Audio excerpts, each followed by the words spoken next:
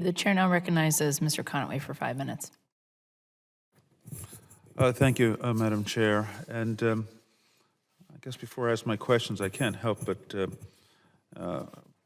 put some more clothes, if you will, on the statements of our ranking member. When you hear about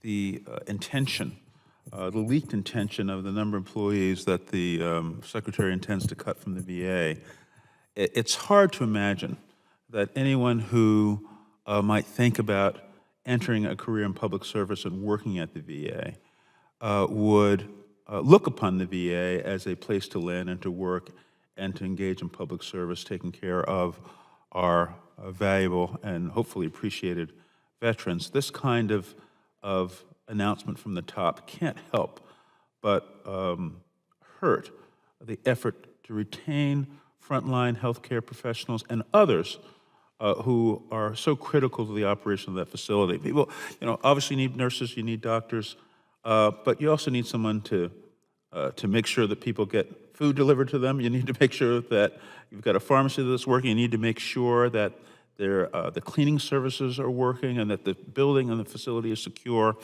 And you need people to do all of those jobs and to want to come to work and have that work appreciated. And it's hard for us on this side of the aisle to hear and to understand these obvious dynamics with respect to their union rights and their prospects for a career that is both satisfying, rewarding, and appreciated by their government, by their employees, that's not going to have a profound impact on the ability of the VA to do its work and to honor our commitment to veterans, and that it's not part of a grand plan, as Ranking Member has pointed out, to privatize these services. And we are seeing this across at least the signs of this, and I think very definite pattern across the federal workforce and the federal government. I'm a physician myself. I've worked, I've trained at a VA facility for part of my training. I served on a military base as a physician there, and I certainly treated a lot of veterans, even in private practice, after leaving the service, because of where my district is a home of a military base, a Joint Base McGuire, and so we have a lot of veterans who live in that area and were patients of mine. And I understand how important the VA is to them and their ability to use the VA when they need it for their care. I'm disturbed to hear about what's happening with the physician workforce, the losses there, and particularly the ability of psychologists and psychiatrists to treat patients because of the attack on remote work. Just because someone's being seen remotely doesn't mean that anything that's said in the interactions between their physician and someone who is receiving their care remotely shouldn't be protected. Their privacy shouldn't be protected there.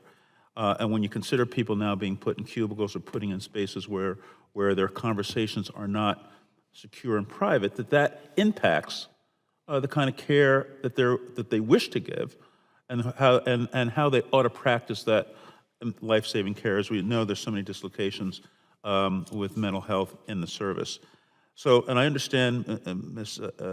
Elliott, Dr. Elliott, pardon me, that you have an example of a change in this retention policy and the loss of remote work. Can you comment on the impact of that situation at the Hampton VA? Thank you. At our facility, we have a 43% lack of our recruitment is 43% behind, meaning that out of 100 positions, 43 of them are vacant. We are in the process now of losing a psychologist to another facility because that particular psychologist lived far away and could not come to Hampton with no relocation bonus offered.